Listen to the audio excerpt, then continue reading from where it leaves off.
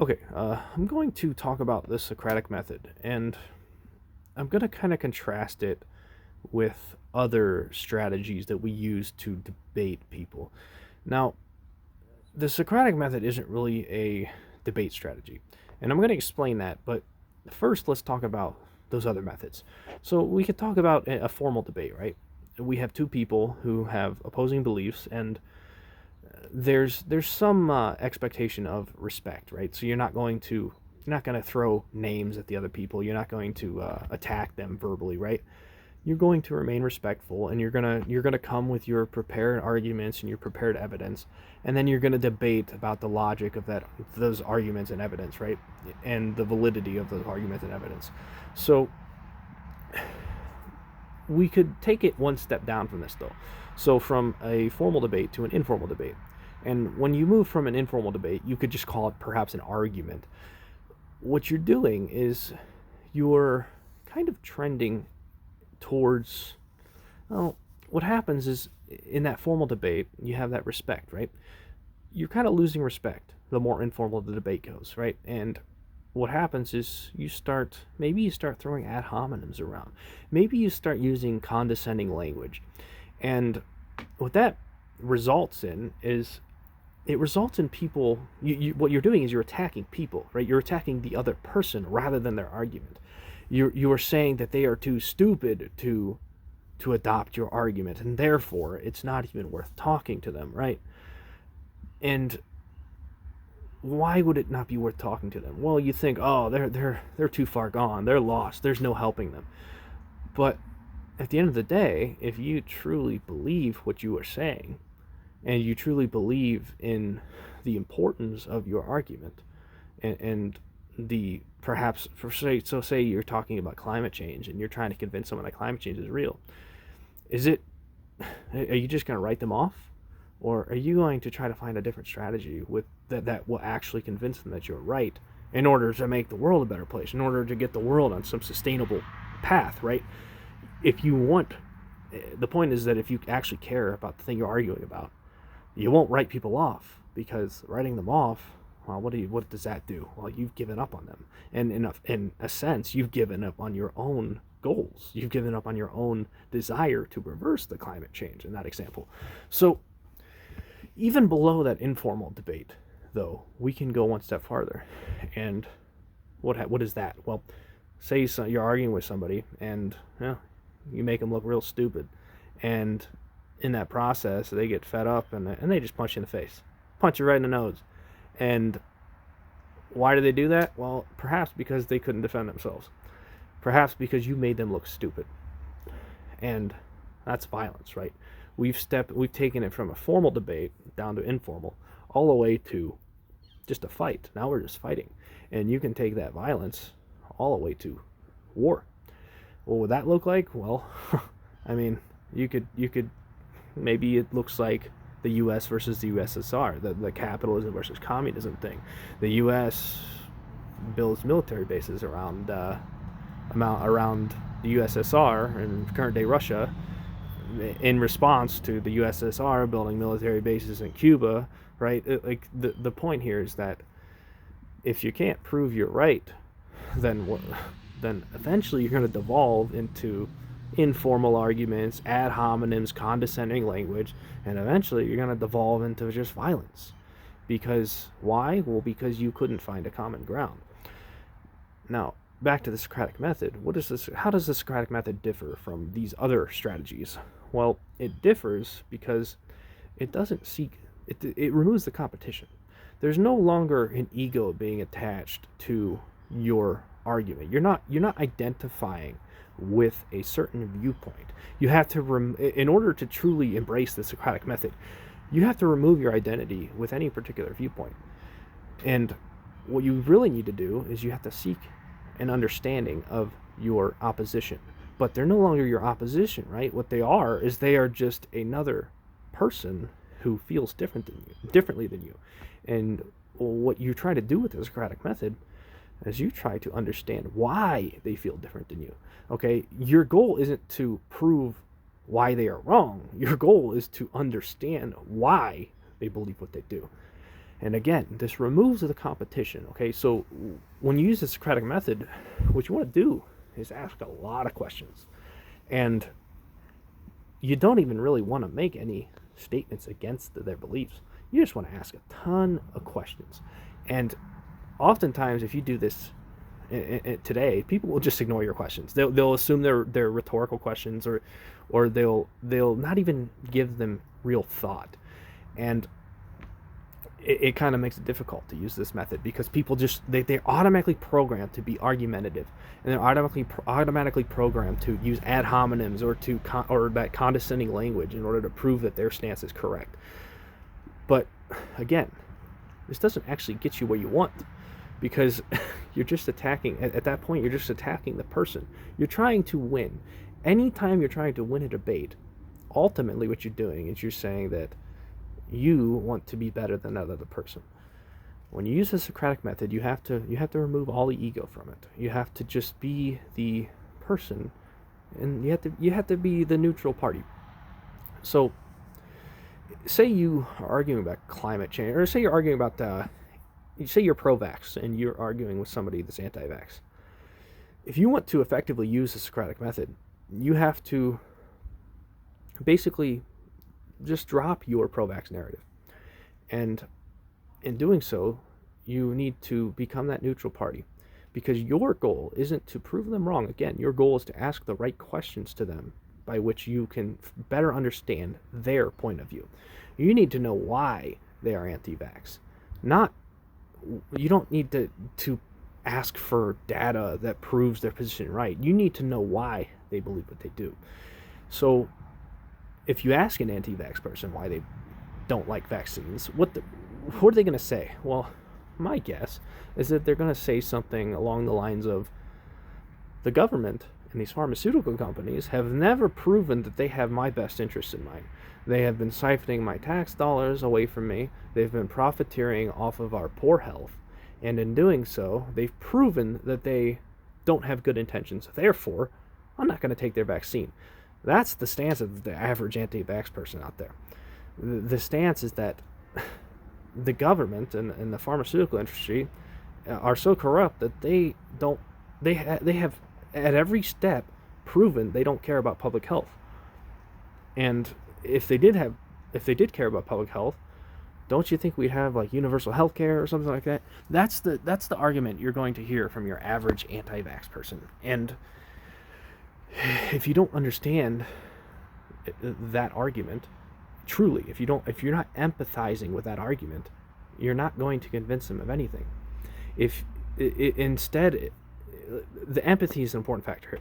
If you're not empathizing with somebody's point of view, you're not going to be able to convince them, because you're making yourself out to be you're making yourself out to be in confliction with their beliefs. And again, that's what drives that informal behavior or that violence, right? You need to instead, again, empathize with them.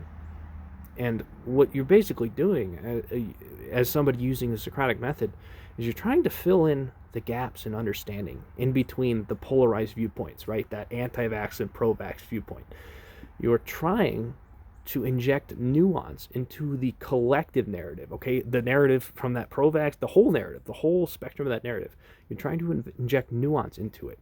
And what that does is it reduces the polarization. So if you ask the average person walking on the street whether they're pro-vax or anti-vax, if they say either one, that means they've already identified with one or the other. If you ask me personally that question, I'm going to say I'm neither. I'm going to say it depends on the situation. I'm going to give you a whole spiel about the nuance that lies in between it. And that's the truth.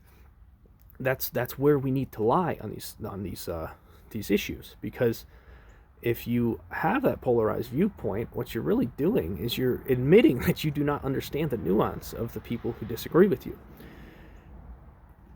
To make an analogy, let's make an analogy to food here. If you eat a bunch of processed food, you are going to get plenty of carbs, fats, and protein, right? Or to a lesser extent, protein. You're going to get plenty of carbs and fat, right? You're not going to get a lot of micronutrients, though. those micronutrients are the very thing that helps your body efficiently use the carbs, fat, and protein. But if you don't get the micronutrients, you're going to be deficient in micronutrients. If you compare this to a debate between pro and anti-vax, the pro and anti-vax are like the carbs and fat. It's the nuance in between them that helps those narratives communicate and function together at the same time efficiently. Without that nuance, without those micronutrients, it's just chaos. Okay, it's chaos. People don't understand each other. When people don't understand each other, they fight, perhaps, right? And that's how civil wars start. Again, it's this competition that actually breeds the war. Okay, it's the competition mindset. When you go into an argument, you don't want to be arguing at all. That's why the Socratic method is such a brilliant strategy, because it removes the competition, it removes the ego. It detaches the ideas from the individual and that individual's ego. It's a very important method. And the funny thing is I found myself using this method long before I ever knew anything about the method. I think I probably learned about the Socratic method in grade school at some point, but I didn't remember what it was. I just found myself lost as to how to force somebody to believe my point of view in these traditional debate formats. It was always a failure. I never convinced anybody to change their minds until I started being very, very civil to the point of removing the mindset of competition from it. That's how you change someone's mind. You change someone's mind by asking the right questions, and in doing so, their answers to the questions will make them think about the issue differently. You can't force feed somebody a belief when they've been eating that processed food their entire life. You have to give them micronutrients.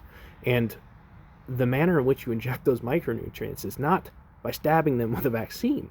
It is by asking them their own questions and letting them come up with their own answers. And in effect, by letting them eat their own food, by letting them make their own mistakes, by letting them eat the food that they want to eat, and maybe one day they get sick of all this. They get sick. They're obese. They can't go up a flight of stairs without getting winded, and they say, maybe I should start eating and exercising. And it's the same with a debate. Maybe I should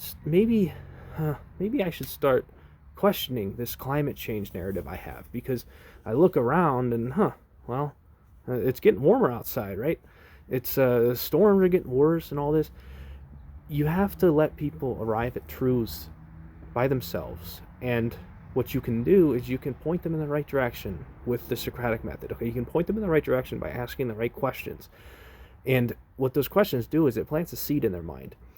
And that seed grows when they start questioning the world around them, when they start making their own observations. But you can't force them into those beliefs. It will never work. Any force you give is just going to come back at you. It's just going to create more radicalization. If you look at the political climate in this country, we can look at the Overton window, which basically describes the polarization between the left and right. That Overton window is expanding in both directions. Okay, a lot of people on the left will say only the right's expanding, and a lot of people on the right will say only the left's expanding. That is a fundamental lack of understanding of the opposite side, and what that is representing the lack of understanding of the nuance in between those two opposing sides. So if the Overton window is expanding in both directions, what that means is that the strategy by which the left is trying to convince the right, and vice versa, of their opinions is not working, and it's creating more polarization. So that dominant strategy we are using, which currently is competition, debate, condescending language, ad hominems, it's not working. We need to use a different strategy, and that strategy is the Socratic method. I found myself using this method because I saw that those other methods were failing. So do yourself a favor. If you want to make this world a better place, Stop attacking your opposition, because it will not work. I promise you it will not work. It will only drive you closer and closer to a civil war in this country and a world war beyond.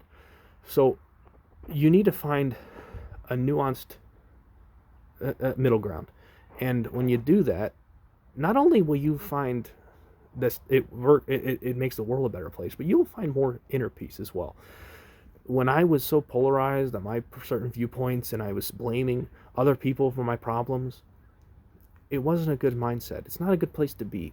It's a stressful place, and ultimately it's bad for your health if it's that stressful, and you're only doing damage to yourself, and by extension your strategy is not working. So you're kind of creating a vicious cycle of damage on yourself. You need to be peaceful in these conversations, always.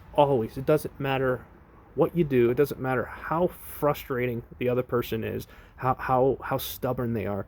You have to remain peaceful. Okay, I will never use an ad hominem again in an argument, and maybe that seems like it's a difficult thing for you to personally do, but I promise you it is the path to solving our problems. It is a path to reaching a collective understanding where we can actually work together. That's the thing. Our current debate strategy is not encouraging us to work together. It's encouraging us to become further and further divided from each other. You know, as Roger Waters maybe said, maybe David Gilmour, together we stand, divided we fall. Thanks for watching.